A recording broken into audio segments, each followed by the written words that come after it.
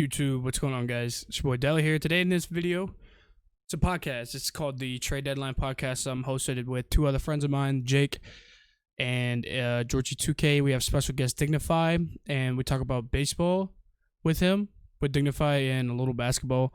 And then there'll be another part to this on the same video that we talk about strictly football with Jake, George, and I. Hope you guys enjoyed the video. Leave a like if you can, comment, subscribe. Yo, Jake, go ahead and introduce yourself. See you guys in the next video. Yo, what's up? My name's Jake. So lame, bro. All right, I got this. All right, so we have Jake here today, Empower, Georgie2k, and our special guest Dignify. Say hello, what's up, boys. All right, today. All right, this is weird because we have somebody who doesn't know about sports, as in baseball. I've yeah. watched Oh, sports. let me talk. Okay. Anyways, like I was saying, we're gonna be talking about baseball today. With Dignify is a big Braves fan. How's a 3-1 lead choke feel? Still getting over it, man. I have this thing that I see on ESPN saying they rank the top 56 players. And how do you feel that the top 11? Oh, hold on. The top 22 are Dodgers. All Dodgers. All top 22 were Dodgers. I mean, they're literally the best team in the National League this coming up season. They have the most money to spend, so it kind of makes sense that they get the best players in the game. They're the best team in baseball. They're probably they're definitely favored to win the World Series too. So you don't think Tampa Bay would put up a fight? No, they will, but I'm just saying like the Dodgers were even favored to win the last series. So it's like they're definitely gonna be favored to win right now. But like it's like how does the Braves go up 3-1? Like what was the turnaround for the Dodgers? Like did you see anywhere where there's a turnaround whatsoever? One game where Max Fried pitched, I think it was game 6. The first inning they hit 2 solo home runs, and then I saw Buster Only. He tweeted that Max Fried was tipping his curveball. So then of course the 2 home runs that came off curveballs.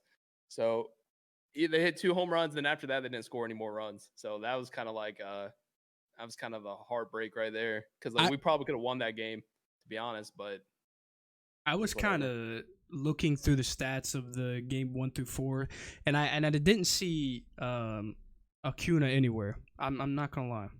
Where Acuna had there's an injury. I can't remember what game it was. It was like an infield hit, but he got like tripped over first base and like landed on his wrist, kind of like that. So he had to brace himself. And apparently they came out today that he has a pretty bad wrist injury. Probably gonna have to have like surgery, but he was just playing through it. Because I mean the first of that, you get Christian Pache making his run. He tank Game 1, Adam Duvall.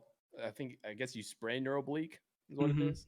That's what I saw. He sprained his oblique off a swing, and Pache, which has played 4 games all year long, is now forced into a World Series battle to get in there in center field. So he's just thrown in there. He actually did pretty good. So I mean that was pretty encouraging. But I saw that your guys' best pitcher was Max Fried.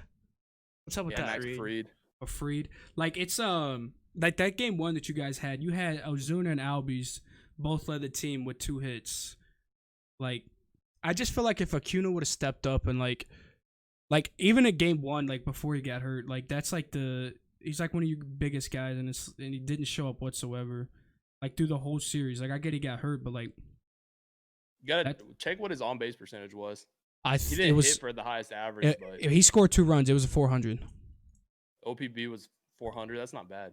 No, it's not. But like. Then again, like, that's one of the guys you guys got to rely on. Like, obviously we have Albies and Ozuna, but, it's like one of the... Yeah, he didn't play the best, I'm not going to lie. But when it came to it, Freddie Freeman stuck up. Dansby Swanson played a lot better than I thought he was going to do. Dansby Swanson did hit that pretty clutch home run in Game 7. Yeah, so he hit a big home run.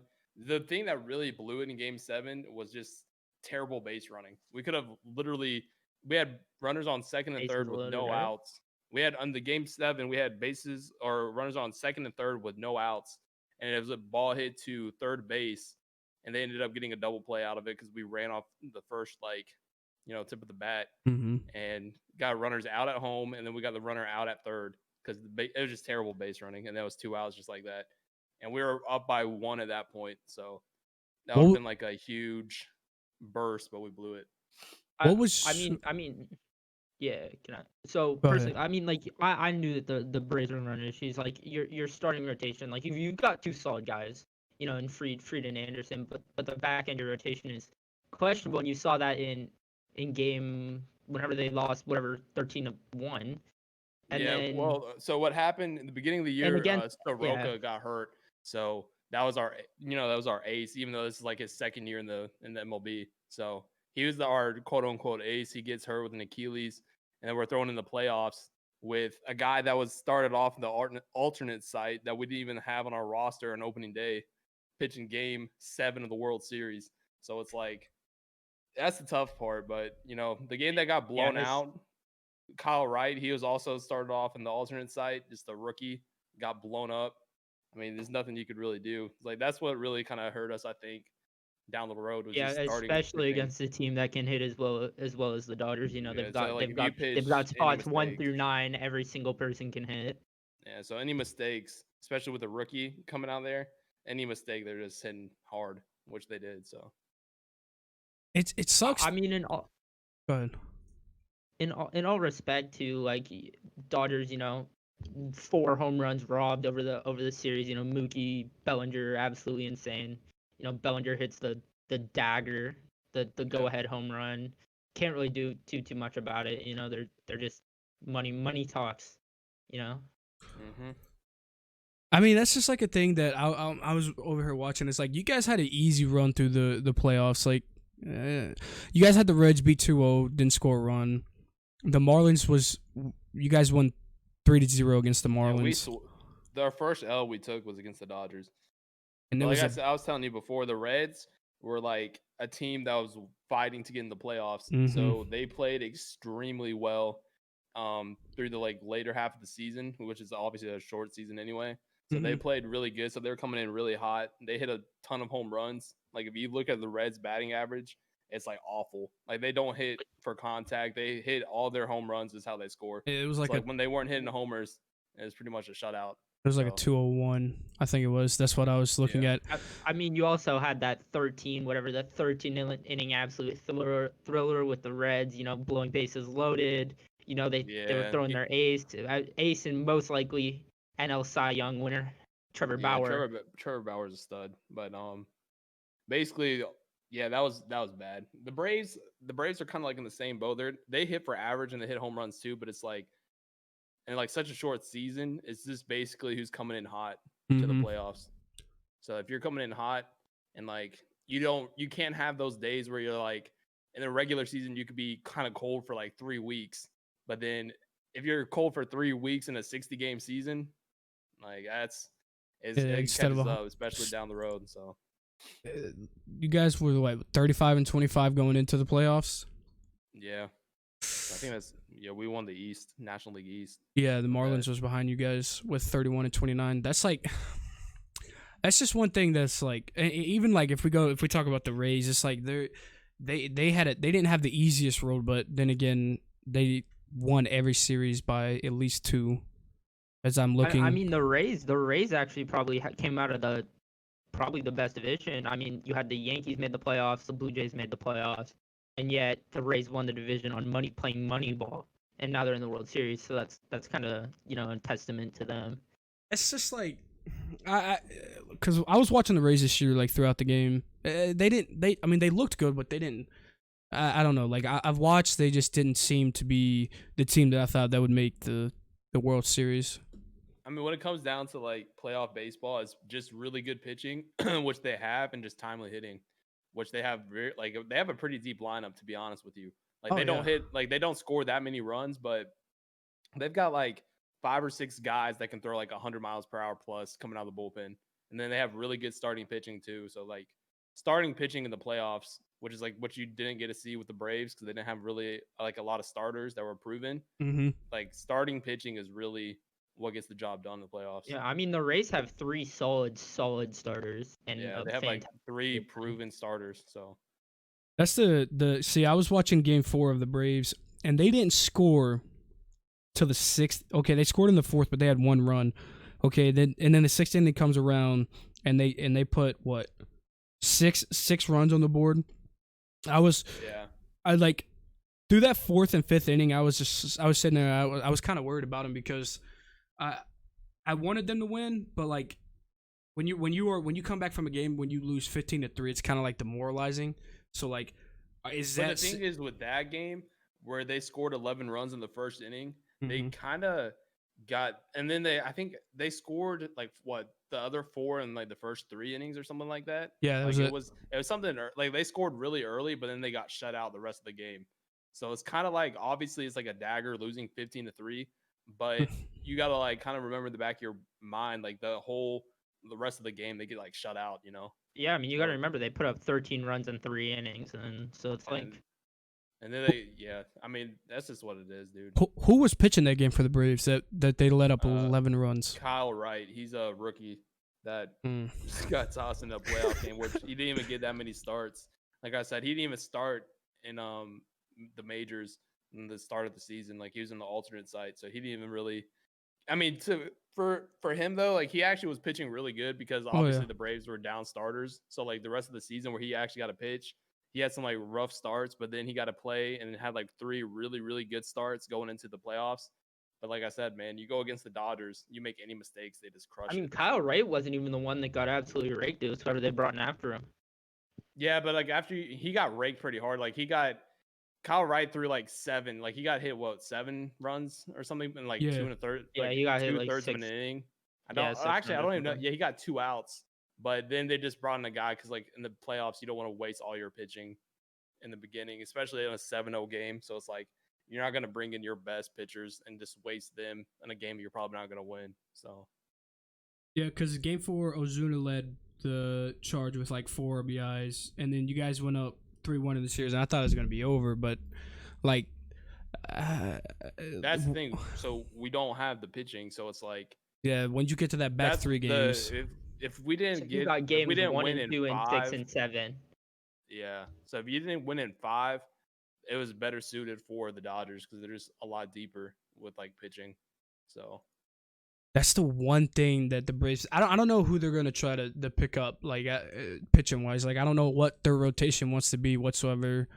Like, well, Soroka is coming back from Achilles, so he'll have him next year. So they got 3 really good starters. They got Anderson, Fried, and Soroka. But the thing that Braves usually do is like they'll sign a guy that's like they had a couple of years ago. They pitched what's his name? He's on the Nationals now, but they just gave him like a 1-year contract, like those contracts that like prove themselves, you know. So they'll have a couple like low key guys that'll come out and pitch, but in the playoffs you really only need like 3 starters. The Braves had 2, but you know you really got to have 3 to just like make it, and then you can have like the bullpen days and stuff like that, which they actually had a really good bullpen game. I think it was game 5. But game 5 was a good game for them. Yeah, they just couldn't pull it together. Like that's the one thing I was watching. And if you look at the Dodgers averages for the last 3 games, the team average was like a 268. And when you got a team hitting like that, I mean, granted, the last game I think the Dodgers batting average was like 234, which is good. But like when you got a team averaging that for the past 3 games. I mean, it's going to be hard to pull out a win, especially when you don't have any pitching. That's like, so I'm watching it right now, and it's 7-3. They had a 274 that game team average. It's like, what? Like, how do you win a game like that? Like, I just want the Braves to get a better rotation because they could definitely make the World Series. That's not a problem. Yeah, their rotation. That was what they were coming into with a short season, which is why I don't think they made any, any trades at the deadline because they had a short season, so it's kind of like pointless. But they have a bunch of young guys they're trying to get. There's a bunch of people wanting to actually get Ian Anderson because he didn't play until like the second half of the short season. So at the trade deadline, and they're trying to get Ian Anderson, and Braves weren't going to try to give him up, which makes sense because Ian Anderson's a stud, but they just have so many young guys they just want to develop. Because like when you're a smaller market, you don't really get to sign all those big names as often, like the Dodgers and the Yankees and stuff. So they try to develop a lot of their younger guys. You key that into the Rays, same small market team, budget ball. Yeah, you could probably pull up that picture with like Kershaw and Mookie Betts, like their salary compared to the whole Rays salary. I think Mookie and Kershaw were owed $26 million combined, just those two. The whole Rays team was like $28 million. That's for that season. So it's like, if you look at how the Rays built their team, trading for Tyler Glasnow from the Pirates, off an off season, trading for Randy, however you pronounce his last name, from the Cardinals. Rosarina, he's good. Yeah. I mean, almost their entire team was built off of trades that they went all of them. They traded for Willie Adams. They traded for, they signed Charlie Morton. Their bullpen's developed. They've just got a very solid team for what and it's taken years to get to the point where they're this good, but they've finally done it. Being a sad, depressed Mariners fan, we've shipped off quite a few guys to them. Mike Zunino, who had probably one of the biggest and had probably one of the biggest RBIs of the playoffs. They're a very respectable team, and I honestly think they will stand a chance in the World Series. They definitely have a chance. I think the Game Dodgers are the favorites. Game 6, Game 7. It's it'll go 6 or 7 for sure. I mean, the real question, it's gonna end up being a hitting battle. It's gonna be who can hit better. And the Rays, I think when they were up 3-0, they didn't really score that many runs. That's why the Astros came back. But in Game 7, they only scored 4, and I think the Astros had like 2. I think it was 4-2 in Game 7. So it's like who can just score the most. If you look at that ALCS series, all the games were fairly low scoring in terms of what they were. I mean, most of the games, ended 3-2, 4-3. They were all close. I don't think any of the games could be considered like a blowout. The only game that team had was against the Yankees. That was 9-3. And then the rest were in 2-point range, 3-point range, and then the 8-4 against the Yankees too. That's they play tonight, and I have no idea. I'm gonna be honest. Isn't Clayton Kershaw starting? Clayton Kershaw is starting Game 1, which is concerning. Playoff Kershaw, you absolutely have zero clue what you're gonna get from him on any given day. And he's coming off a back injury too. Yep. He got pushed back a start in the NLDS or CS. I mean, when I saw he was starting Game 7, I was like, this is an opportunity to jump on him. Yeah, and then playoff Kershaw, they said something like they told what's his name, Mays, that he's gonna be pitching Game 7 like 5 hours before the game started. So I was like, as a pitcher, you got to prepare for that and like getting. I mean, nonetheless, he's only gonna pitch like 1 or 2 innings. But like still like to prep for a Game 7, only given like 5 hours beforehand, that's pretty crazy. Tampa Bay reduced their pitches to 13 for the World Series. That's basically one closer and one starter. That's who's starting for Tampa. We have Glasnow. Oh yeah, he is. Glasnow's an absolute beast, bro. Glasnow's curveball is something different. I think I'm gonna take. You cannot hit that. I'm gonna take the Rays on this one. I'm not gonna lie. The Rays might win like 2-1. I got Rays in 7, to be honest. I think that I'm gonna counteract you. I think even though as much as I want the Rays to win, the Dodgers are mostly gonna pull it out probably in 6 or 7. Yeah, that's what I was about to say. As much as it is, I don't think the Rays have faced a complete of a team as the Dodgers in the playoffs. I mean, the Yankees are, the Astros are a good baseball club. They didn't cheat this year, but I know nothing about baseball, but Rays in 7.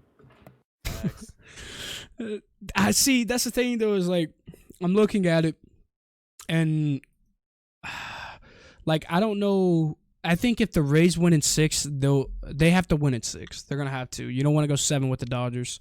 You just don't. I don't know the Rays rotation on pitching, but I have no idea. But I don't want to see the Rays go 7 with the Dodgers. I mean, we just saw. I mean, the Rays got 3 solid starters, so they could take it 7 with enough comfortability. With Blake Snell, Charlie Morton, and Tyler Glasnow all able to be successful. Is that duh? And two, the Dodgers are like those games that were huge where they won against the Braves. The couple games that they scored a lot, they scored like it all in an inning. So if they can with really good starting pitching, they kind of eliminate that. They're not gonna. I don't see the Dodgers scoring like 7-8 runs in an inning against the Rays. I don't think that's gonna happen. I know this is gonna be a heavily. They're gonna have to put together a lot of really good at bats, and but obviously the Dodgers pitching is really good too. So I don't really see this going. I think it's gonna go 6 or 7, but I don't see it being like any team just blowing out another team. I think it's just gonna be consistent pretty much the whole way. I think it's gonna be 2-1, 3-2. I don't think it's gonna be like 15-3 or 10-4. You won't see any games like that. I mean, we can say that's a good thing though. It's like, I mean, it's going to be a competitive World Series, but my prediction is I got Rays in 6. If they don't win in 6, I got Dodgers in 7. Very good. All right, let's move on to the topic of basketball. I know we got a LeBron K fan over here. Mickey Mouse ring. Well, why? Let's talk about that. Like, why is it a Mickey Mouse ring? Like, because he had an entire off season basically. That's facts. So did everybody else. So did everybody else. Nobody else is like 35 years old, and like he needed that more than anybody else. Uncle Kawhi needed it. Like, it's a no. Like, there's no way we're justifying it because he had 5 months to prepare for this. He's 35. He was 34 and played 82 games last year. Obviously, he didn't make the playoffs. No, but he didn't. He did. LeBron he played 80. Half last year. Half the year last year. Maybe 2018. LeBron was hurt. He played 62. He played 62, right? No, it was 60. It was either 62 or 60. But even in 2018, if we're talking about that, he played all 82 games. Actually, 81 because I remember somebody went there and he wasn't playing. How are we justifying? There's no way. If you're okay, this is why. So they played. Everybody, the Trailblazers were coming in hot. Okay, yeah. If you honestly in your brain thought the Trailblazers were gonna win that series, I know I like to troll on Twitter and stuff, but the Trailblazers were not. They're not manned up to go against the Lakers. I knew they were gonna lose that. Damian Lillard got hurt. CJ McCollum was playing hurt. I was like, yeah, this is gonna be quick. So okay, they had the easy first round, which there's nothing they can do. But then, who they played? The Rockets after that. Without a center. That's the most dysfunctional team I've probably ever seen in my life. That team is not good at all. Russell Westbrook is so Russell bad. Westbrook does not fit with that team. They just left him wide open the whole entire time. LeBron was giving him chase down blocks, giving the Ben Simmons treatment, just leaving him wide open. It's bro. You can't win like that. You can't win a game if your point guard is being forced to get the Ben Simmons treatment. It's not how you're gonna win, especially with pretty much running 5 guys 6'5" and shorter out there. So it's okay, that's an easy. You cannot play small ball against the Lakers. You can't play small ball against the Lakers. PJ Tucker's not guarding Anthony Davis, so that was easy. And then we all thought we're gonna see a Clippers-Lakers series, which I'm not gonna lie, there's obviously nothing the Lakers could have done about it, but if the Lakers would have beat the Clippers to go, that would have been so much more of a validation than beating the Nuggets. Hey, man, the Nuggets are a really good team, really good, man. But the Nuggets had that Magic story though. Jamal Murray was hurt as well, so. Yeah, I mean the Nuggets had that 3-1 Magic story, twice in a row, and then. Yeah, it was twice. Yeah. But if they played the Clippers, I think it would have been more of a validation. But look, man, the Clippers were a good team. Okay, so can I ask you this? If Kawhi would have won this, would you consider that a ring or Mickey Mouse ring?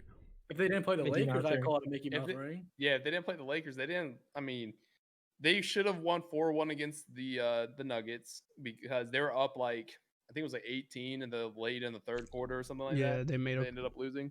Mm-hmm. I mean, that's what you get when you got Paul George chucking off wide right very early off the side of the backboard. Kawhi Leonard and Paul George played awful in Game 7. So, I mean, I can't just give it all to Paul George, but Kawhi played terrible in Game 7. He did. He didn't show up at all. Yeah. And then, of course, the Heat, that Heat team was fun to watch, but then Dragic was hurt, Bam was hurt.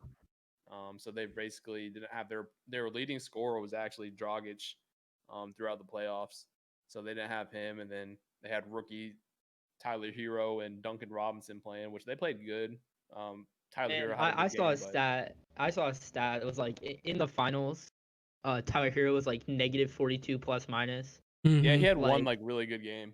But it was game 2 when they won. That, he didn't play well. I mean, look, I'm gonna go to the defense of LeBron here because it's like you call it a Mickey Mouse ring, but there are also so many other factors. Like, yeah, an off season, but you're also stuck in a bubble without your family, without anything for like 4 months. You know, there's a pretty big like mental toll that takes on you. Aren't having like you're not being forced to after a game get on a plane and travel, which is like what everybody else had to do for championships. Like you're not coming in late to cities and traveling and going like back and forth and like all that kind of stuff like that. So you're basically playing a game, going back to a hotel, and then playing again like whenever, like in the same place. Look, man, so I still think even if it was a regular season, I still think LeBron wins the title. The Lakers. I'd honestly think if I don't know if we can say it, but if the pandemic wasn't happening, I don't think the Lakers win that championship. No way you don't say that. Honestly, the Clippers were rolling. If you have to go back and like look at where the Lakers were at that point. Yeah, the Lakers lost to the Nets right before they shut the season. They weren't looking too hot. Like they needed that 5-month break. They really did. I will go look. Yeah.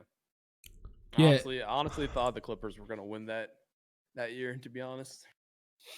So they lost, but then we lost to the Nets by 2 though. Like they beat the Clippers the day before, or that 8. Yeah, they had the game where they beat the Bucks and the Clippers, but like then Philly, then like there's no way like Simmons and Joel Embiid didn't play in that Philly game.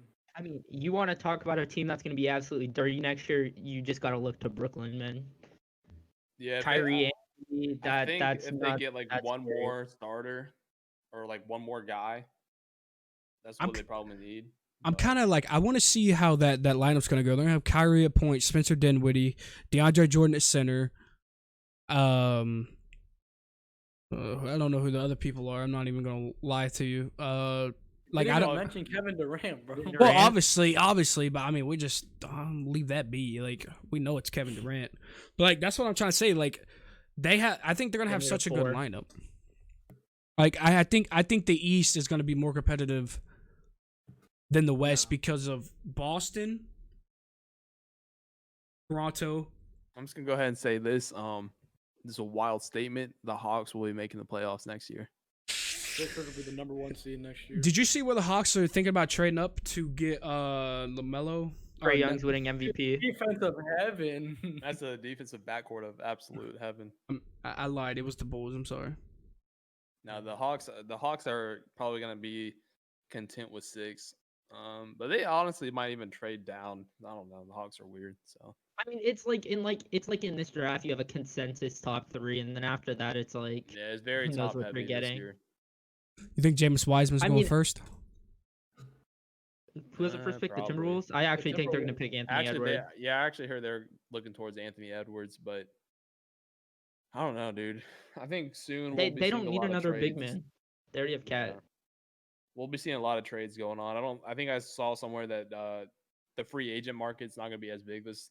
I guess it's not now, but there's going to be a ton of trades. I think that's going to be kind of where you see teams make moves more this year. I think they're.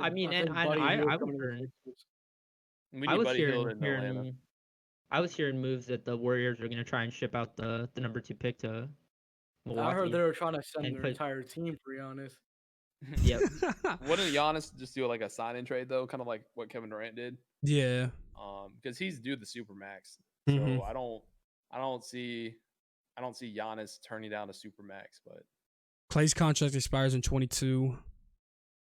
I don't think they have to. I don't know if they have to pay Draymond this year or next year. It's next year. They honestly, have to pay him. Do you think that they keep Draymond? No. For this coming up season? He's washed. Like no. Like when his contract expires. No, I don't think so. They'll definitely go for someone like Giannis who can basically do what Draymond does, but better. I mean, yeah, I'll take Giannis over Draymond any day. But I also think Giannis you have Curry, Klay Thompson, and Giannis. That's scary. That's definitely better than Clay, Curry, and KD. Talk about surrounding Giannis with shooters. Yeah, I don't think he's still on point, though. I honestly just think, unless I don't know what Milwaukee will do, but I think Giannis is staying in Milwaukee. Milwaukee needs to bring on somebody like greater than Chris I heard they're Middleton. talking about like CP3, but it's crazy what like the Lakers fans talk about. Literally, they're coming off. Obviously, they have some holes they have to fill because Dwight Howard. I think teams were looking at him. I heard the Hawks were like other teams too were looking at KCP. So they're gonna probably lose, some of those key players. But the ones they don't want to keep, like Danny Green and Kuzma, the ones that probably end up keeping. But they're gonna have to like. Oh yeah, you want to talk about bricks? You want to talk about bricks? Danny Green, bro. That man could not make a shot to save his life. The Lakers are going for a lot of point guards this year. I have no idea why. I don't think they're going to keep Rondo. Rondo, I'm pretty sure a lot of teams are looking at Rondo too. That I don't think anybody. I don't think they're going to keep Rondo because they're looking at CP3, Derrick Rose. Like, I mean, that's already very likely they trade for Derrick Rose. Yeah, I heard that Derrick Rose was a pretty big one, and I think I heard so many Lakers fans were like, oh, we need Bradley Beal, and like, dude, you're coming off a championship. You have your best player in the world and the best big man in the world. It's like you don't really. I guess you might need another couple pieces because you're losing. They also have the greatest white player in the league, Alex Caruso. I was trying to think of another white person because I knew you were thinking about Caruso. But I was trying to think of somebody else, but I couldn't think about it. But I don't think they need a Bradley Beal, but they definitely need some more spot up shooters. It's not like Bradley Beal would hurt, but they definitely don't need. They need to find a new shooter, bro, because Danny Green's not cutting it. Yeah, but see, like who are you gonna go get though? Like you said, I'm saying like we're not gonna go get Buddy. That's like imagine like that man.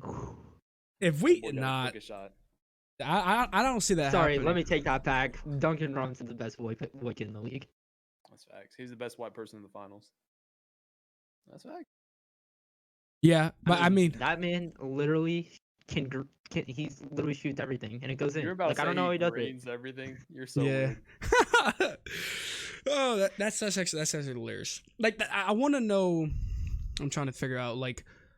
I wish they would release schedules, but I know it just ended. But I want to see who matches up with who, and like I saw another thing too that the Timberwolves, that the Clippers are going for, they're going for Fred VanVleet, and I heard like Kawhi like demanded for another point guard or something like that. I saw like a bunch of funny memes. Like they weren't trying to get a new PG; they were literally trying to get a new PG that had like Paul George next to him.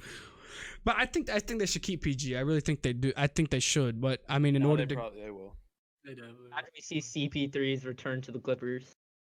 It's I think what when people showed interest in Fred VanVleet, that's when the Raptors are expected to offer him an $80 million contract. It's like, what?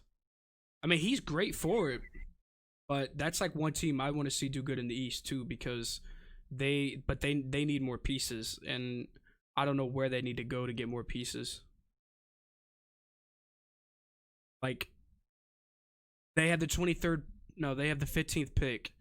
And there's nobody good like in that area, which sucks because like you need. I mean, they have Pascal,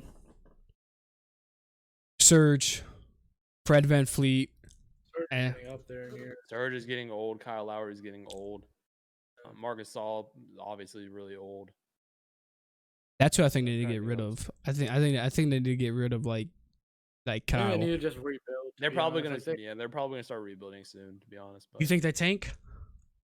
I don't think they're gonna. They won't tank, but they'll be competitive. But they're gonna have to like a bunch of their key guys are getting pretty old. So I mean, I would still use Kyle Lowry's value and try to get me like they're just gonna start like a rebuild around Pascal. Yeah, that's what I would try to use like Kyle Lowry to get me like a top draft pick next year. That's gonna be like the biggest thing that they're gonna need, and then. I don't know after that, because there's a lot of like internal problems with that you just have to go through. Let me think. And then let's talk about like, so what was I going to say? So like the Miami, like, so let's talk about them. Like Did Jimmy Butler sign a contract? Or Yeah. did didn't he have 3 years left on his contract? Well, Jimmy's contract was up. He signed with the Heat. It was like a sign and trade sort of thing. But his contract was up with Philly. So he's a free agent. He signed Miami free agency. Yeah. I don't know how long or what it was, but. So do we think they go back to the finals, or because I mean they got to run through Brooklyn now, so that's like. Oh no, Dude, this season, like I said, after you don't play for 5 months, it's kind of like just like a sprint for whoever is hottest, because like they didn't really play that many bubble games either, so it's kind of like whoever's the hottest at that time, and then obviously you have really good players Trailblazers like and the Lakers and Suns. I'm surprised the Suns didn't make it. And they're undefeated in the bubble. They went 8-0, didn't they? Yeah, they did all they could. I mean, Devin Booker. If the Suns actually start to do stuff around him, the Suns could be very dangerous in upcoming years. I mean, the Suns started off the year, like the beginning of the year, really good too. Like, yeah, and I think Ayton was suspended in the beginning of the year. And they were doing good without him. Like, yeah. They were the first team to beat Philly, who was like the last undefeated team, or one of the last undefeated teams. That's like because like you got to think. I think if the Suns bring on like that duo, like that DeMar DeRozan and Kyle Lowry had, but like kind of like 60-40 like ball possession with like Devin Booker and somebody else. Like I don't know who you could bring on, but I mean there's obviously need to be a change because you have DeAndre Ayton. He's gonna be a top center soon. But a lot of these teams, you got to realize like in the East, a lot of teams when LeBron was over in the East, they realized that like as bad as it is, they're not gonna get past LeBron. Like, no, you're not. A lot of these owners don't try to go out and make these humongous moves unless, of course, they're like the Clippers and like have a very, very high top-up player, like a top 5 player in the league. They're not going to go out of their way and like try to sign somebody and compete when LeBron's just dominating. Like that's just what it is, you know. Like unless you're like a Giannis or a Kawhi Leonard or like a, you know, they have obviously like a KD with they're coming up with the Nets. They're not like teams like the Suns. They're not gonna try to go out and like get the best team right now because they know that they're not getting past the Clippers and Lakers type of teams, and they're just not gonna waste money to just compete and lose. You know. Yeah. But they still want to be competitive because like you have to get fans to your games and all that kind of stuff. Yeah, revenue. Yeah. So it's just a weird line they have to do. That's like one team, like the Rockets. I feel like they're missing a piece of the puzzle. Like I mean, they fired their GM and their coach, so I love LeBron was in the East. Look, the Sixers were just so like deep in on the process. They're just waiting out LeBron. Yep. That's like, but like, smart. It sucks that you have to play that way, but it's literally what it is. No, it is because like I mean, if you think about it, at the end of the day, you're not gonna beat LeBron. It's just no matter even when the Boston Celtics in 2018 finals thought they were going to beat him. I mean, you got this man post fading from the 3-point line. It just doesn't work that way. Like some post and shit. Unless you have a top 5 player, all these smaller teams like the Hawks and like the Hawks lost to they got swept by the Cavs one year where they had like 60 wins and like. I don't know. It's just teams like that. Like the Raptors can never get past LeBron, and they've always had really good teams. And it's just like, I don't know. These teams won't go out of their way unless they really. Maybe at this point in LeBron's career, they might because he's older. But when he was like in his prime, like they weren't going out of their way to throw tons of money to try to get past them because like it was almost impossible. That's why the Raptors went all in on Kawhi as soon as LeBron left the East. And they won. Imagine if he was in the 2019 like playoffs. That would, dude. If Kawhi stayed with the Raptors, I honestly think they're making the finals. I don't know what this final series score would be, but I think they obviously make the finals. But that's the thing, though, is like if LeBron was in the 2019 playoffs, like, and they met in the finals, I think with the team that LeBron had last year, I don't think the team with LeBron had last year could get through the Warriors. Yeah, they're not getting first. I forgot about that. They'll get past the first round, but they're not going to. I don't think they're going to the finals. That team that LeBron had that last year. That was terrible. Yeah, Lonzo Ball, Lonzo, Josh Hart, Kyle Kuzma, Brooke Lopez. That team was not good. That team was horrible.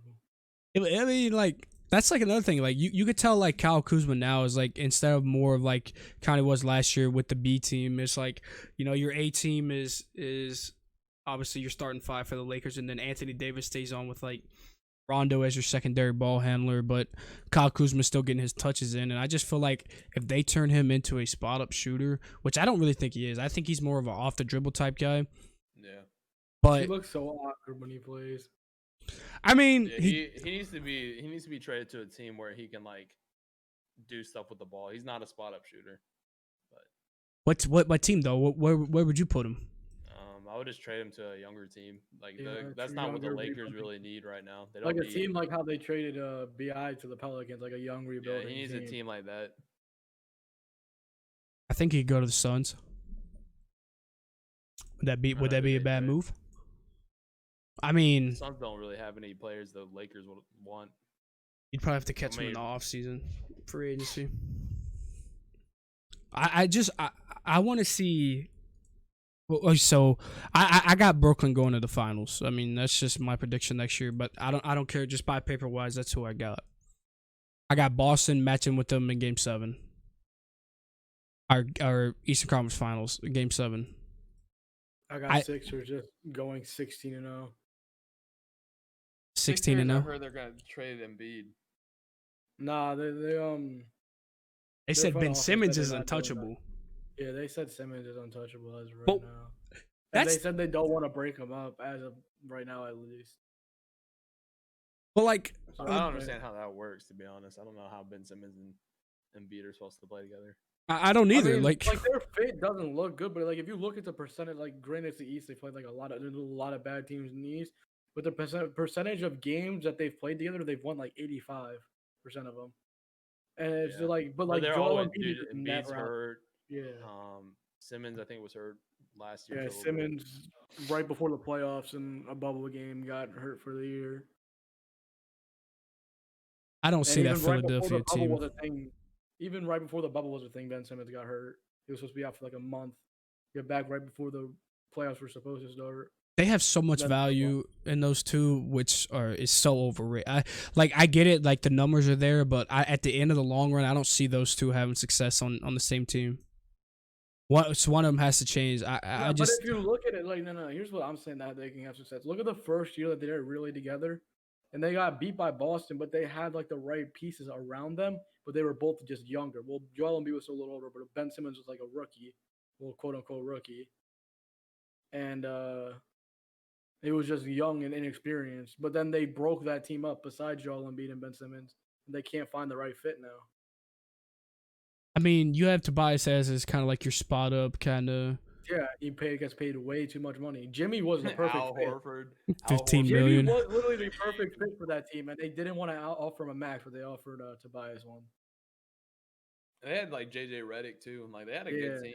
I'm surprised they got rid of their shooter like that. Well, I mean, I think I still have that. I had them beating Milwaukee if Kawhi doesn't hit that shot in Game 7. Yeah, probably.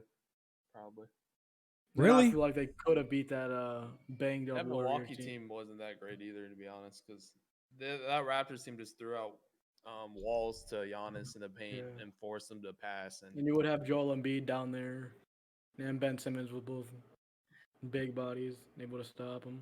You actually had Philadelphia beating Milwaukee that season. Yeah.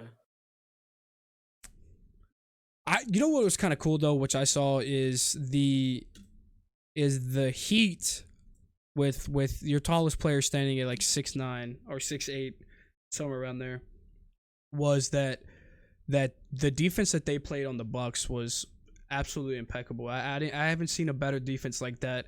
They were just trapping him every time he went to the paint. Yeah, I mean, the Sixers have Ben Simmons, who's a great perimeter defender who could have done good on Giannis, and they have Joel Embiid, who's a great paint defender, could also stop. I feel like they're missing that raw shooting because they got rid of JJ. It's not even that; they're just missing someone like Jimmy. Honestly, like that team was so much better with Jimmy Butler. Because if you look at it, neither Ben Simmons nor Joel Embiid played good throughout that entire Raptor series. It was Jimmy Butler the entire series. I hate it. I hate it because Philly has a great potential. They're not capitalizing on the stuff that they have or that they had. I think that'll do it. I think we're gonna talk about football now. If you want to stay around, Dig, you can. Right, brother. I'm gonna head out. All right. I appreciate you having me on. Go ahead, start. Appreciate you. It was a blast. All right. Loved it. So, all right, boys. This is my reading. Appreciate it. All right, look. All right, I gotta fix these images. All right, this is why Philly should be complete favorites, and they shouldn't even be close compared to the Cowboys, Giants, and the football team. Dude, this whack Hear me statement. out. It's not whack at all. Listen. So first off, the Cowboys' defense is atrocious. It's god awful. Everyone can agree on that, right? Mm-hmm. Right, sure. So here's the offense that they play. Washington, not that good. Phillies with Travis Fulgham, Miles Sanders, and Dallas Goedert, Jalen Reagor, all going to be back. Well, Travis Fulgham isn't hurt, but Dallas Goedert, some of their offensive linemen will be back. Good offense, probably will drop 30 on them. Steelers, good offense and even better defense, and their defense will probably score, having Andy Dalton back there, 30-plus points. The Vikings are no one stopping Adam Thielen and Justin Jefferson, right? Nobody. Mm-hmm. Nobody's Yeah, nobody's coming close to stopping Dalvin Cook. No. They're For terrible sure, against the run. but their defense is also terrible. Yeah, yes, but Andy Dalton, come on. Did you see the Cardinals don't have a tremendous defense either? They have Buda Baker absolutely obliterated them. Okay, and they have a couple good defensive pieces. They have a good safety. All right. Then they play Washington again. I have them splitting with Washington because Washington could be a decent offense, great defensive line that could pressure Andy Dalton, right? Then they play the Ravens. They can't stop the run. The Ravens are going to drop 50 on them. Oh yeah. Then they play the Bengals, who offensively have been pretty good. I still have the Bengals losing that, but still, the Bengals are probably going to end up dropping 20, 30 on them. They play the Niners, who are very good on the run. They can't stop the run. Eagles again. I already brought that up. The Giants, we've already seen the Giants drop 30 on them, right? Yep. And that's their season, right? The Eagles have a miles better defense than them. Worse offense, I'll give it to them, but they have a better quarterback than Andy Dalton, and it's not even close. And Philly is trending in the right direction, playing against two very, very good defenses and dropping 28 and 29 on them, right? They have a rising star in Travis Fulgham, a rising star, if not already considered a star, in Miles Sanders. They have Dallas Goedert coming back, a top 10 tight end in the league, probably will be top 5 being a starter. All right, all facts. They have an all-pro center who stays healthy and probably will be healthy because he never gets hurt. It's been shown in the many years he's been playing, right? Then they should get their left guard back, which was no one special, but it's still a starter back. They'll probably get Andre Dillard back pretty soon. I mean, not Andre Dillard, he's out for the year. Jason Peters, who originally was going to play right guard for them, but then Andre Dillard went to left tackle, right?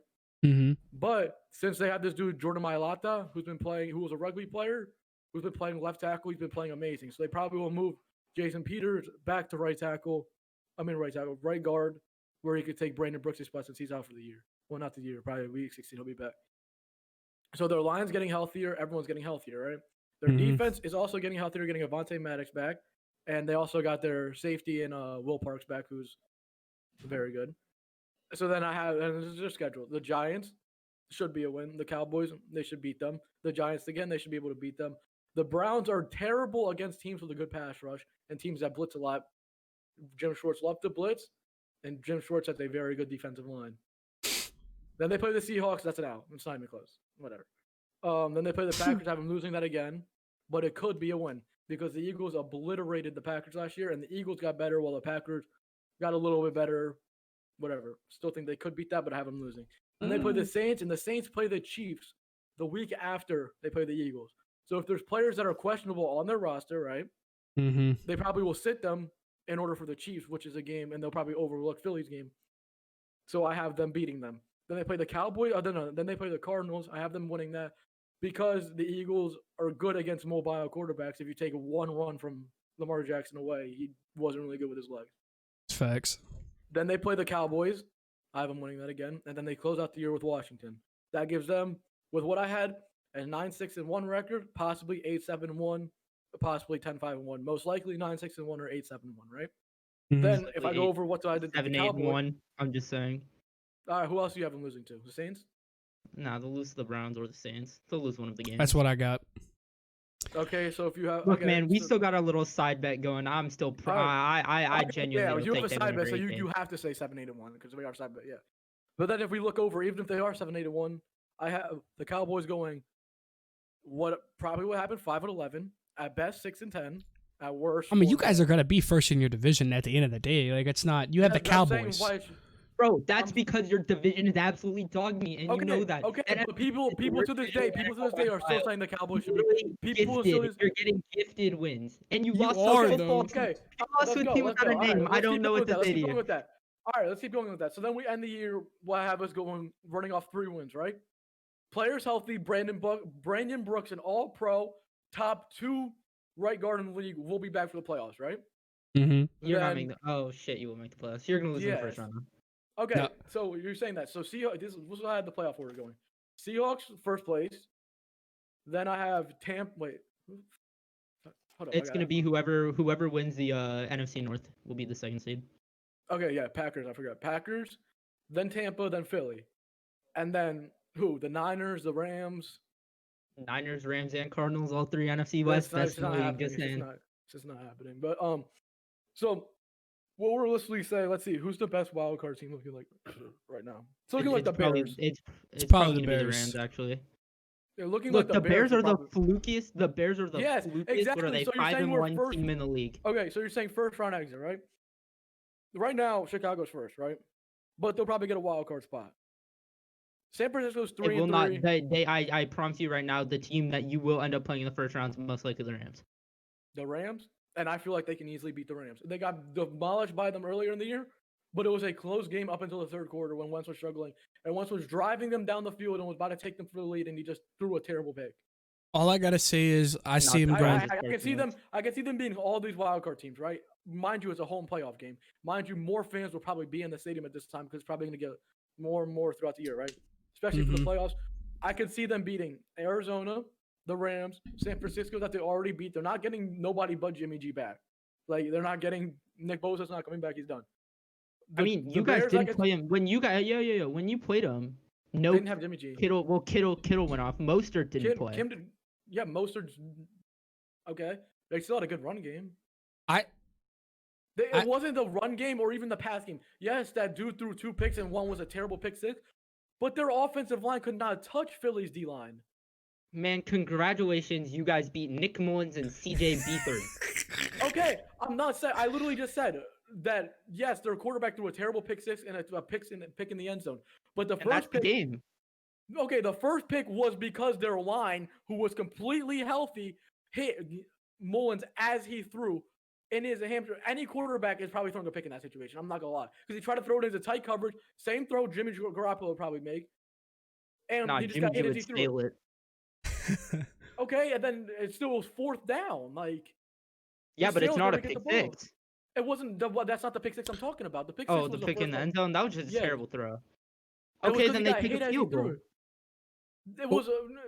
I just think that's a pick either way. Okay. And then the entire game, the offensive line of the Niners could not see Philly's D line. What's going to change about that? Their line was fully healthy. Eagles' line was fully healthy. There's nothing's going to change about that. Jimmy G is going to be under duress the entire game. You were playing an incredibly banged up 49ers Okay, team. and you want to say we were more injured? We were missing our right tackle 1, our right tackle 2. I mean, not right tackle 2. Our right tackle 1, our left tackle 1, our left tackle 2, our right guard 1, our left guard 1. Our tight end 2, our wide receiver 1, our wide receiver 2, our wide receiver 3, and our wide receiver 5. Like, you want to keep going on about injuries against the Eagles? That's just like, you can't do that. Like, you can't make an excuse for the Eagles being a team using injuries. It's not possible. Because I can outmatch every single one of the injuries any other team has. Look, man, it's a different story when your starting quarterback is the one injured. It's a different story when the starting quarterback played the week after and played worse. Don't be acting like your defense. We win that game, Jimmy G's playing or not, I don't care. The pick 6 doesn't happen, but we were winning before the pick 6. Okay, I want to talk about like playoff standings. So does playoff work as 1 plays 8? 1 plays one gets a bye. 1 plays 7, 2 play 6. 2 play 7. 2 play 7. 3 play 6. Oh yeah, 1 has a bye. 2 play 7. 3 play 6. 4 plays 5. Okay, so no matter what, say Eagles come third, they're gonna have to go against one. They won't go against. They're gonna come fourth. They're not gonna come third. They're gonna be fourth. You better hope they come fourth because they don't want to come third. They will come third. Okay, look, Green Bay isn't gonna finish the year at worst 10-5-1. Like they're gonna be better than that, right? Tampa Bay probably gonna end around 12-4. Seattle probably gonna end around 13-3. 13-3. Yeah. So look, man, we're third. Like we're gonna have the worst record for a division winner. Look, the Seahawks have an incredibly tough next 5 games, right? To be fair, we're gonna most likely take 2 losses in the next 5 games, and that's gonna happen. It's the yearly NFC West bloodbath that happens every year. You know, teams are gonna split. You know, we're gonna end up splitting with Arizona. We're probably gonna end up splitting with the Rams. I think with the way the Niners are looking right now, I will lock money with anybody by. Okay, we have a bye week in between. So what's it? Week 7 coming up. Week 8, week 9 is a bye. If by week 10 we are 4-4-1, I will send anybody who wants to lock money right now. I will lock that. They're not 4-4-1. You think they're gonna win 3 straight games? Yeah, you play the Giants twice. We play the Giants, Cowboys, Giants. Yeah, nobody's yeah, those are no. Yeah, you don't play anybody good. And then, ready? That's 3 straight wins. And we I both take that know. back. I personally think you will some way find a way to blow a game to the Giants. But you say that like the Eagles are known for doing that when in the past 4 years, not 4 years, 3 years. Wait, when they won the Super Bowl 3 years ago, right? 2017. They have been 5-1 in the division every year, and the one loss is always the Cowboys.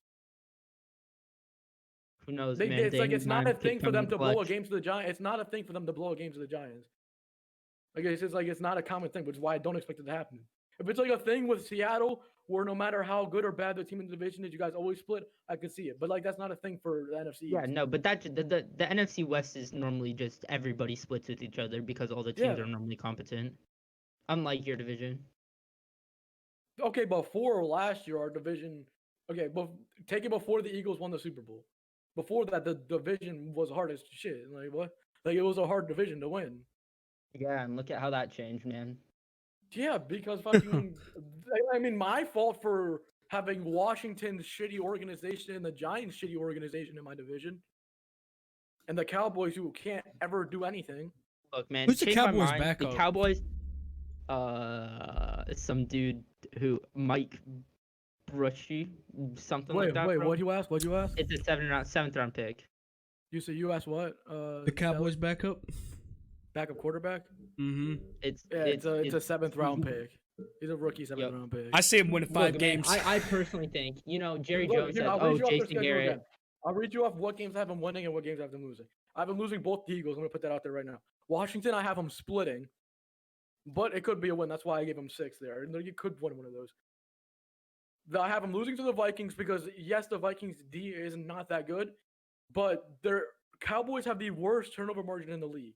They don't take the ball away and they give the ball away. Zeke has a fumbling problem. Andy Dalton throws picks.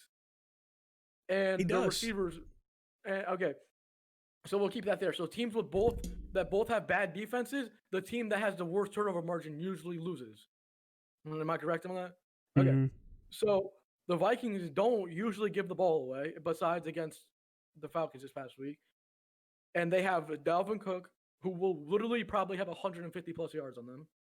They have Adam Thielen and Justin Jefferson. Justin Jefferson's a great fit for them. So that's a loss in my book. I don't think that's a close game. The Steelers are going to blow them out of the water, and Andy Dalton's probably going to throw 3 picks that game. Can we talk about the Cardinals schedule coming up? Anybody want to take a guess?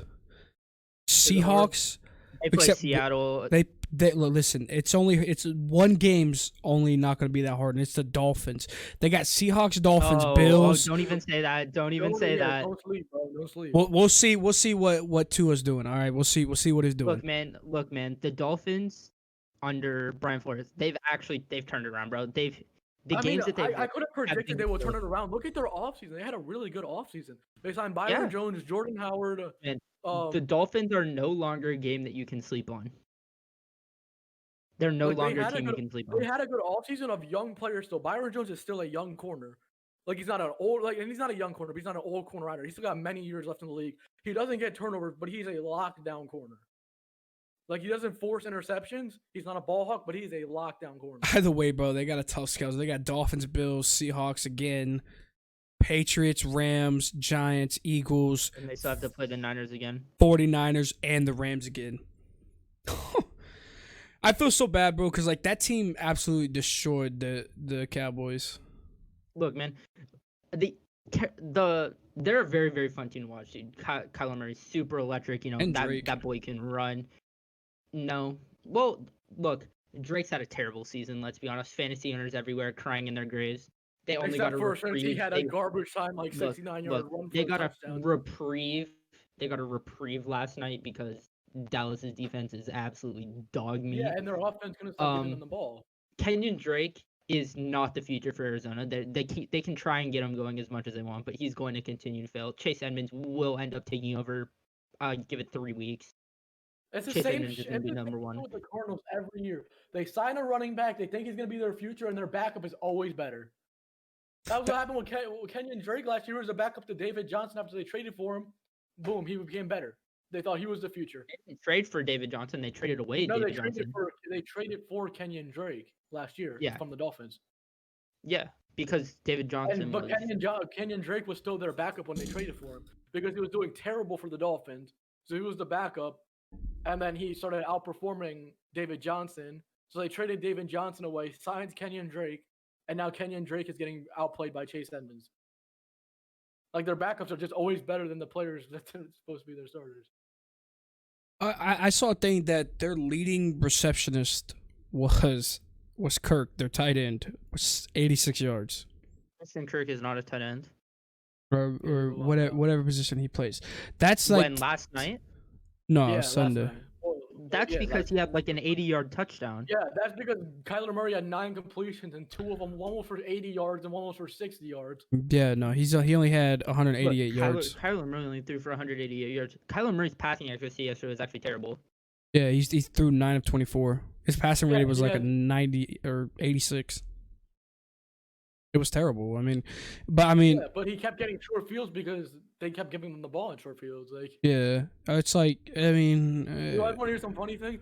So, right before Zeke's first fumble, right, the announcer it might have been right after. I'm not sure, but the announcer talks to the lady who had an interview with Zeke, who goes, "I don't really think my fumbling has been a problem. It has been a problem, but I don't think it's an issue to look at going forward because I don't think I'm going to fumble again this year."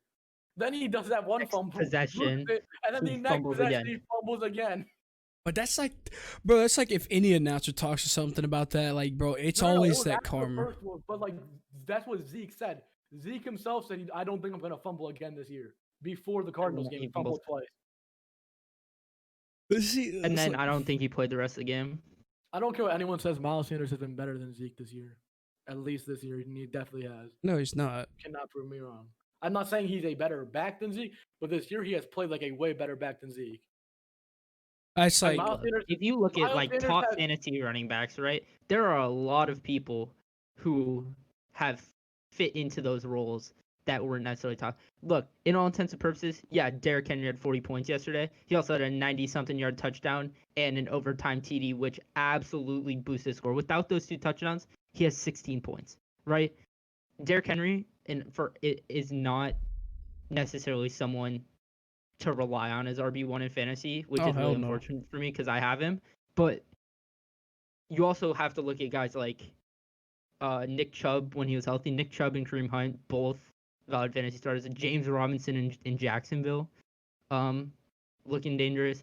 Antonio Gibson and J.D. McKissick for Washington both had solid seasons,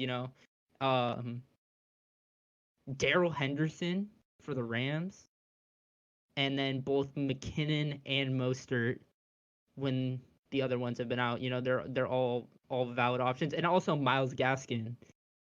All I'm saying has is been really solid.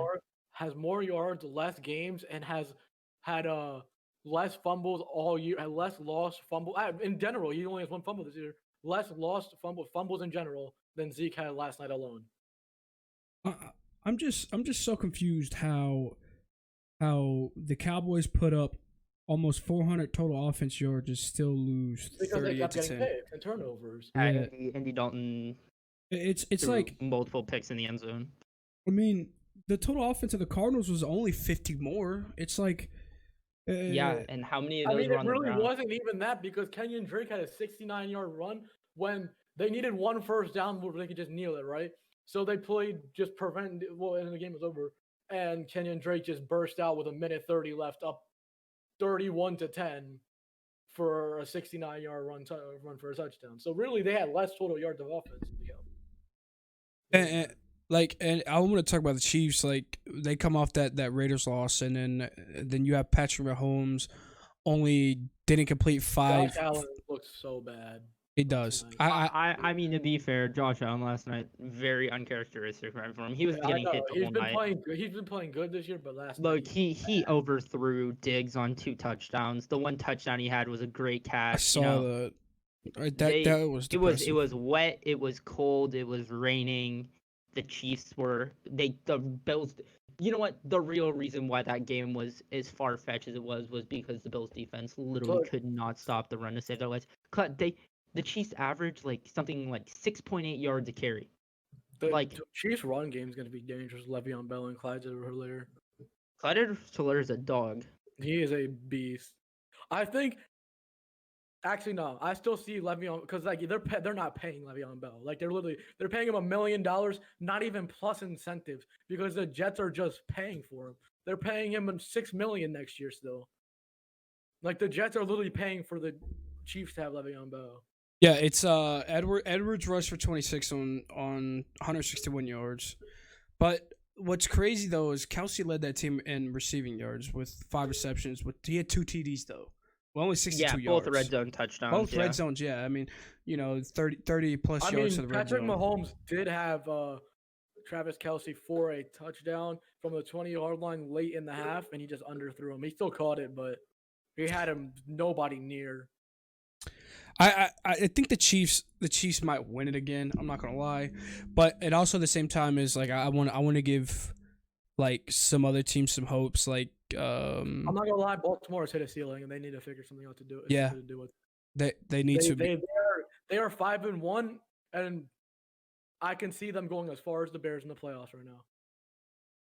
I'll agree with that. Man, Lamar Jackson for all intents and purposes had not had a great season.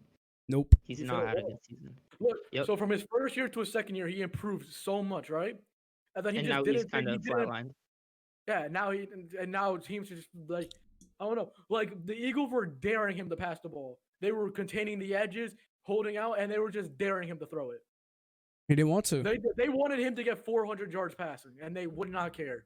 I think that's how you beat him, though. I genuinely think that if it comes down to it, you're probably gonna end up seeing some form of Chiefs Ravens, Chiefs something in the AFC Championship. But you're gonna end up seeing some sort of. The Ravens don't figure something out. I don't see them getting to the championship. You're gonna end up seeing. You're gonna end up seeing some sort of probably. I don't see them getting past Pittsburgh. Look, man, I see the Seahawks making the NFC Championship game. Oh, for sure. I see that too. But the problem is if they play a team like Tampa. Now, I'm going to tell you why that's going to be a problem for them if they end up matching against Tampa before the even in the NFC Championship. Tampa has a really good defense, and they have good enough offense. They have a good offense. Tampa has a great offense. So my thing about that is that they have our offensive line. Our offensive line this year has vastly improved in pass protection. Okay. I'm saying that they have an elite defense. I'm saying they have an elite defense, but here's the problem with that. Russell Wilson's not going down and dropping 50 on him. And I can see Tampa going down and dropping 50 on your defense. I see that. Fully healthy, I would say that that's not true. With what we have right now, I wouldn't be surprised to see them put up 30-something. But the thing is that right now our defense has put Seattle, since the Legion of Boom, Seattle's never had a good defense. No, we've had a rough time. We had a kind of a. I had one of the greatest defense. We're still waiting on guys to come back. They didn't go out and sign a pass rusher. Elite pass rushers kind of sucked. Our linebackers are great. Shaq Griffin, the the one with two hands, Mhm. is playing pretty good at corner. Trey Flowers needs to go. He's absolutely terrible. Quentin Dunbar is solid. And right now, with the emergence of Ryan Neal, we have 3 solid safeties. Or Ryan Neal will probably end up playing the nickel. And Jamal Adams, he's like an Isaiah Simmons where he can literally play anywhere. And the thing is that no team knows how to stop Jamal Adams. That's true, but right now Jamal Adams is stopping Jamal Adams. That's just because he's hurt. Yeah, but he'll be back. It's like if we're talking about Tampa here, let's consider the fact is nobody had them beating the Packers. I don't know what Tampa's lost games that they shouldn't, and they've won games that they shouldn't. They literally lost to the Bears. The Bears are terrible. The Bucs are a matchup nightmare for you. I'm not saying the Bears. I'm not the Bears. I'm not saying the Bucs will even get to the NFC Championship because I can see them losing to another team. But you do not want to see them. Like they're a matchup nightmare for you guys. I honestly think that if it comes down to it, like, yes, we give up a lot of points, but when it matters, our defenses came in every single time. Chiefs and the Bucs play soon. They play on the 29th. So I mean, and look, the Seahawks got blessed this year with their schedule. We play the NFC East and we play the AFC East. Same. Like, as much as the AFC East is going to be an issue, we've already beat the Patriots. We beat the Dolphins. The Bills are going to be a nightmare. But for all intents and purposes, that game's going to be an absolute shootout because the Bills' defense is terrible, and we'll just run the ball on them. But the Bills' defense, like, that's also the way. When do you play the Bills? Because the Bills' defense on paper should not be as bad as they are. November 9th. You better hope they don't figure some shit out because last year Look, they didn't really. They were supposed to be one of the best defenses in the league. Right now, they're ranked 27th I in know, that's what I'm DVOA. saying. You better hope they don't figure some shit out. Because if they do, it's a wrap. So I'm not gonna lie. Because they should be like a top 5 defense in the league. Look, man, if it's raining and cold, Josh Allen won't be able to do anything. You're just banking on weather, aren't you? Where is it? Seattle or? No, it's in Buffalo. Yeah, they're both rainy cities anyway. I mean, it's like let's talk about Tua. Tua replaces Fitzpatrick. So how we think he Tua's has a absolutely nightmare first matchup. I don't know. You know what, Jake? I said this when you weren't in here earlier before we started this. I think they should have kept Fitzpatrick in there until they played the Jets. Because they play the Jets, then the Bengals in back-to-back weeks. That's 2 easy games to get him going, you know? I think given his debut, they have the bye week to work him in. You know, he's working with Fitzpatrick, who's one of the most tenured journeymen, you know, very experienced, knows what he's doing.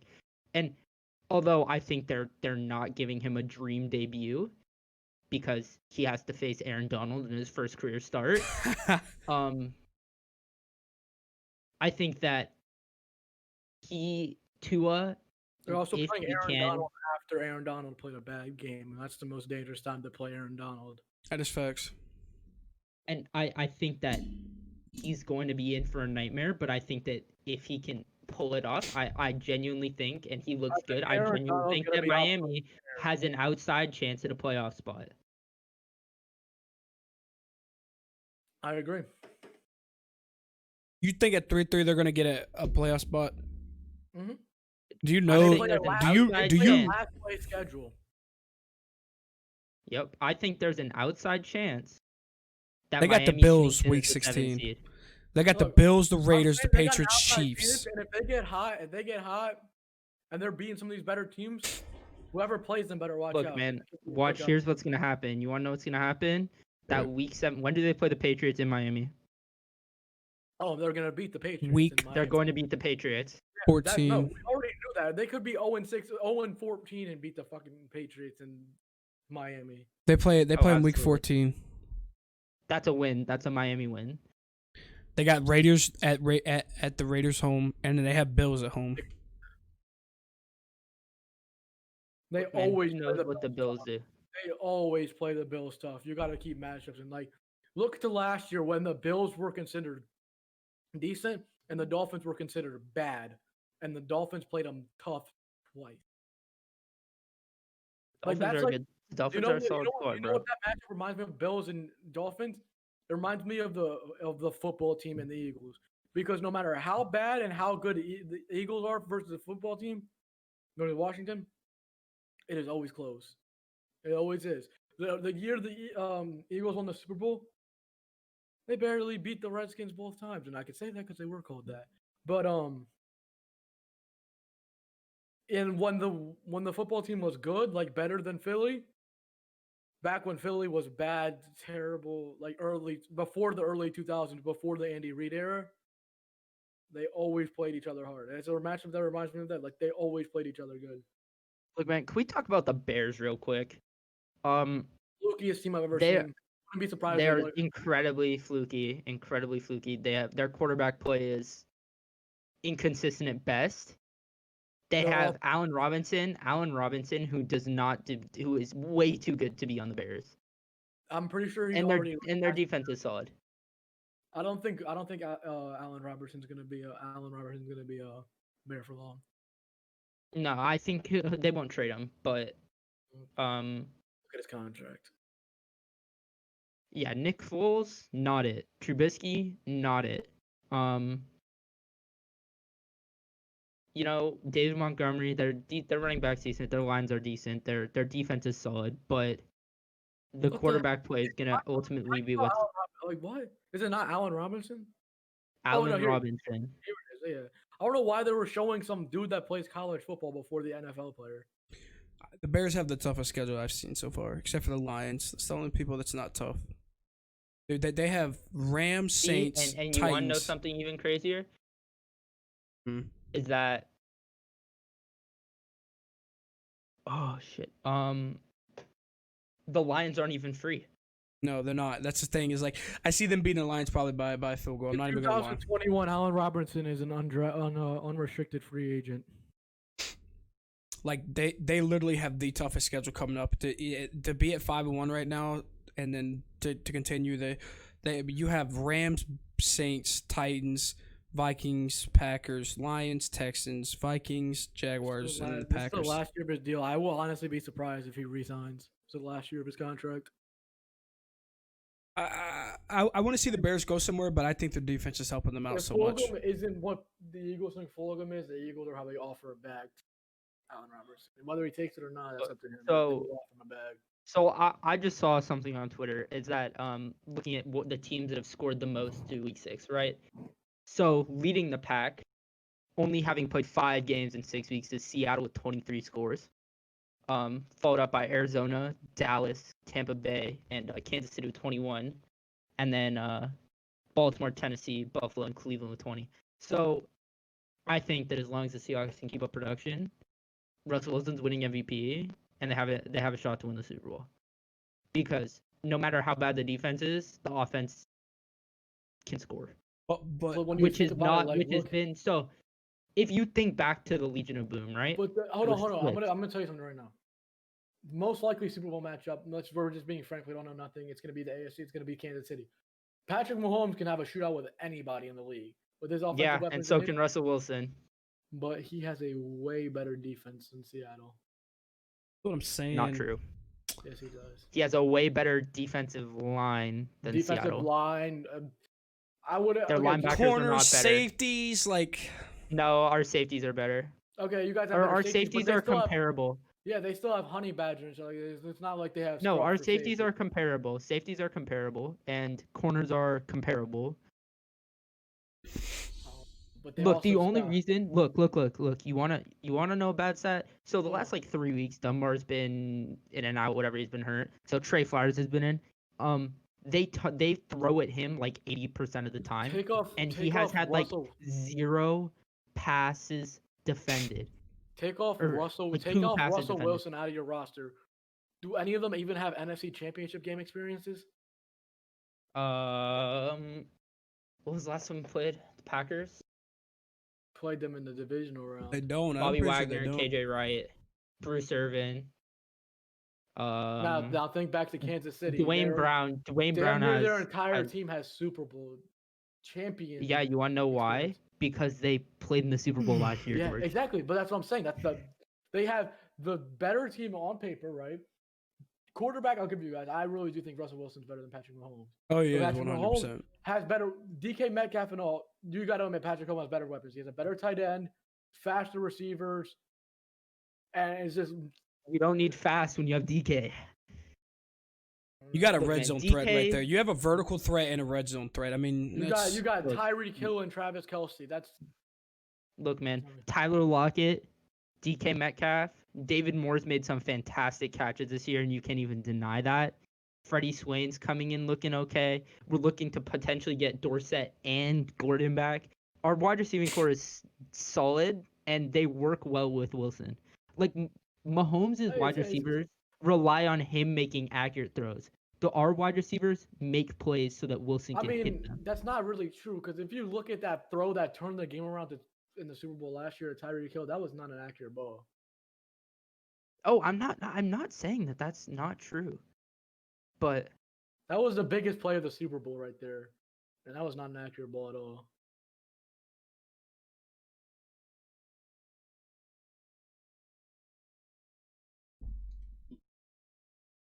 You fucking hit me.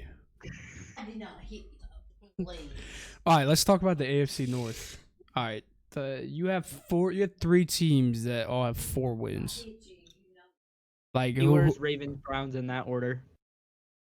Who are you taking to come out of that though? I think Steelers, Ravens, Browns in that order. Steelers are taking that division. You really think they're going to take that division? Look at First off, the Steelers are a nightmare matchup for the Ravens. Best team against the run, right? Mm-hmm. And they're a physical team that can body Lamar if he wants to stay in the pocket. They are the fastest defense in the NFL, could keep up with Lamar. And they don't have the greatest secondary outside of Minkah, but the Ravens just don't throw the ball to anybody but their tight ends, and you can stick Minkah on fucking Mark Andrews and call it a day. I just feel like that All right, division. Look at schedule wise, right? Let's go. I'll go through it with you. Pittsburgh, they have a pretty light schedule remaining. They play the Ravens, which they'll split. They play the Titans, which is 50-50. Then they play the Ravens, which they're going to split with. They play the Cowboys, which is a win. The Bengals, which is a win. The Jaguars, which is a win. The Ravens again, so it's 1-1. Then they play Washington, the Bills, which I think they can beat them. They play the Bengals, the Colts, and the Browns. And the Browns, mind you, they just destroyed. That's like 13-1, 14-1 team right there. I see the Baltimore Ravens have an easy schedule, except for when they're going up against the Colts, the Steelers. Okay, and then let's go.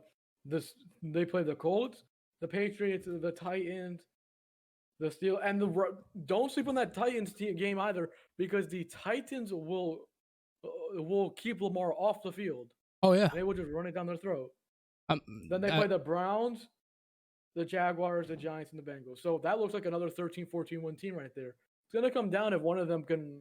It's gonna come down to the wire. But I think Steelers are coming out of the division first, and that's because the Ravens have already lost their first game and the Steelers haven't. It's plain and simple why I think that's gonna happen. I think on time right now. 37. I'm gonna for like another 5 or 6. We gotta talk about Titans. We haven't talked about them that much. Like, man, Ryan Tannehill's looking good. That guy is the most asset quarterback I've ever seen. He knows his fucking role. I'm gonna cuss. I don't care. That guy. You know what? And it's crazy, right? Because we watched him in Miami. You know, he was a first round pick. Everybody's better without Adam Gase. Everybody's better without Adam Gase. Look, man, Tannehill was terrible. He goes to Tennessee on a 1-year deal. You know, takes them to the AFC Championship. Actually, sorry, let me rephrase that. Derrick Henry took them to the AFC Championship. I mean, yeah, we're being realistic. Ryan Tannehill threw like fucking 15 passes all the playoffs. Ryan Tannehill handed the ball off to the AFC Championship. Oh yeah, I mean that's right? That. But it's not a problem when you guys got a beast in Derrick Henry. Like I don't understand why 6'3", 240. No one's bringing him down. Like teams get offended, like the Raven fans, for example. They get offended when you say like that Lamar can't throw, but they win games running. Like I don't see that as offensive. Like yeah, he needs to take that step to be a thrower. But if you can keep running the ball down people's throats and they win games, like they weren't winning games, so that's why it's a problem. They weren't winning in the playoffs, but the Titans did. So I don't see it as a problem. that they're really good at running the ball. I understand we should never even been close to the Chiefs, but the fact that we changed up schemes and started throwing the ball more was a big problem, and that's why we lost that AFC championship. And you guys also let Patrick Mahomes run all over you guys. Yeah, I mean that's the thing too. We had Avery Williams out, and like it's because he went down in that Ravens game, which they just started playing dirty. Talk about the playoffs last year. Seahawks 0 running backs. We had to bring back Marshawn Lynch. All right, bro. And you guys won one game, and our starting quarterback wasn't playing. Yeah, well, that would be because he and our backup quarterback, after the first snap, tore his hamstring and was still playing on it. Well, that's because you don't have a backup quarterback after him. Oh, because nobody else was active. I'm sorry that fucking whatever his damn name is, Jadeveon Clowney, likes to ram people in the head. I take it. Suck it up. Man, you could have thrown Greg Gordon. He was swaying. The reporters were saying. He was in the medical tent. Your mic. In the medical tent, just going. Yeah, he's killing. Yeah, I mean, he just got rocked a little bit. It's nothing bad. He literally slid down when Jadeveon Clowney just comes in and goes right to his head. Yeah, whatever. At the end, okay, this is my prediction. I got the Titans either going 12-4 or 3-3. I got us losing to the Steelers, the Packers, maybe the Colts. I think at worst, the Seahawks are an 11-5 team. Best case, I could see the Seahawks finding a way to go 14-2. I mean, let's be real here. 3, so 14-2 isn't. There's only 3 teams left that's undefeated in the whole NFL. It's the Titans. Yep. And you guys are down a game. Yeah, it's the Titans. We're gonna have to play. We're gonna have to play like a Sunday, Monday game. All the teams that are undefeated right now have one less game played than everyone else.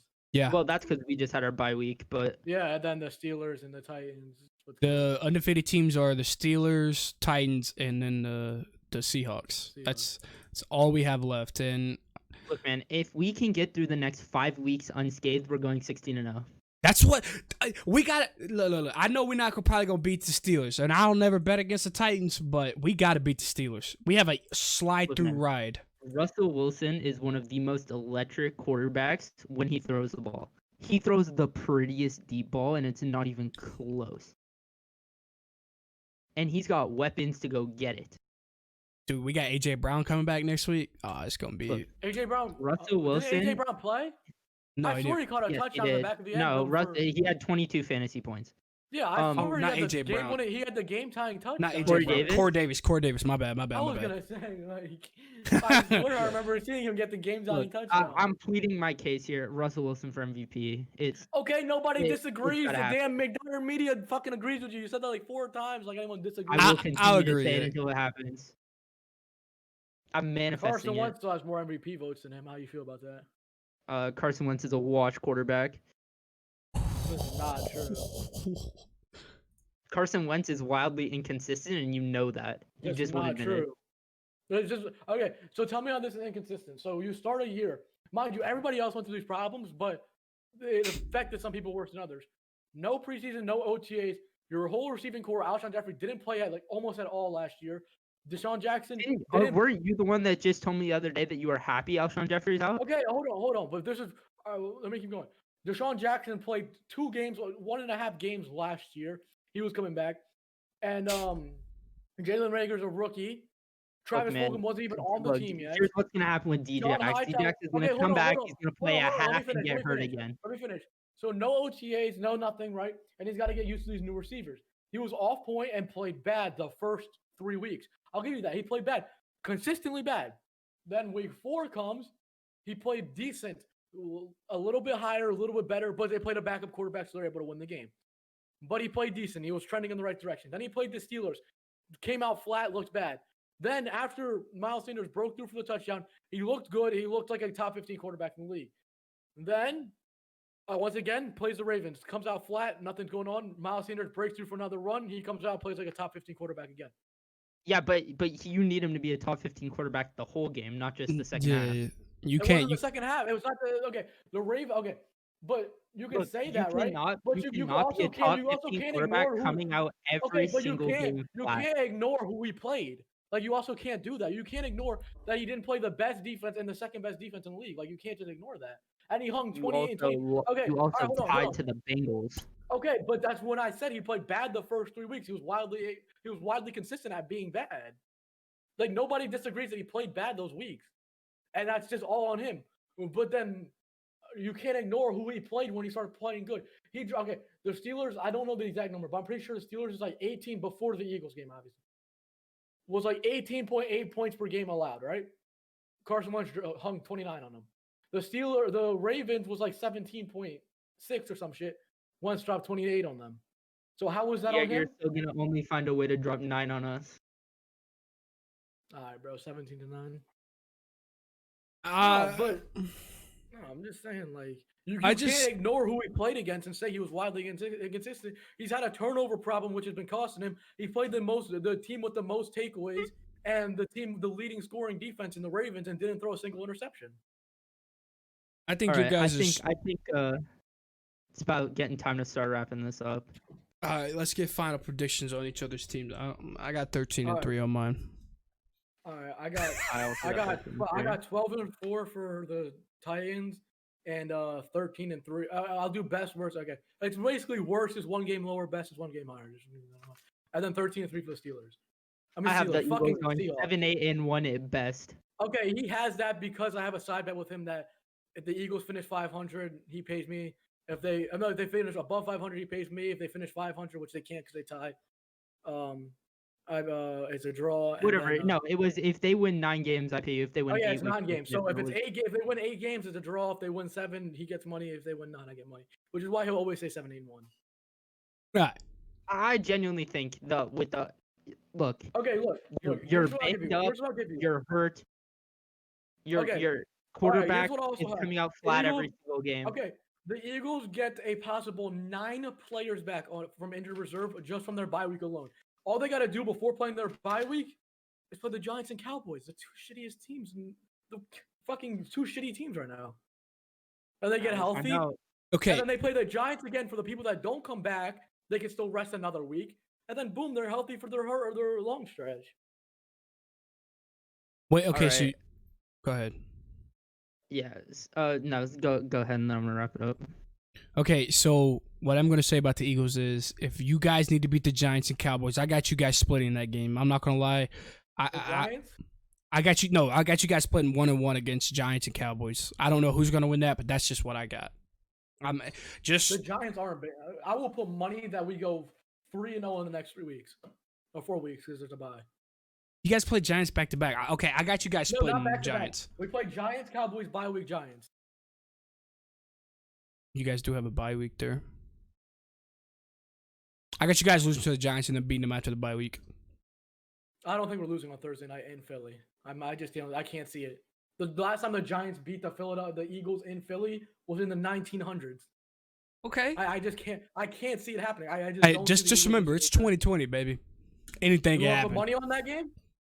We'll talk about it after. It's on Thursday. We'll talk about it after. All right. I think that's gonna be it for today. Thank you guys for tuning in. We'll be back next week recapping week 7, recapping the Eagles-Giants game, and everything else that's going on. Titans going 6-0. They're beating the Steelers, calling it. Bold prediction: J.J. Arcega has 1 catch for 3 yards and gets his first reception of the year. Bold prediction. All right, that's going to be it for us today. Make sure to follow us on our social medias. Link in bio, link in the description. Dignify will also be linked in the description. And we'll see you guys next week.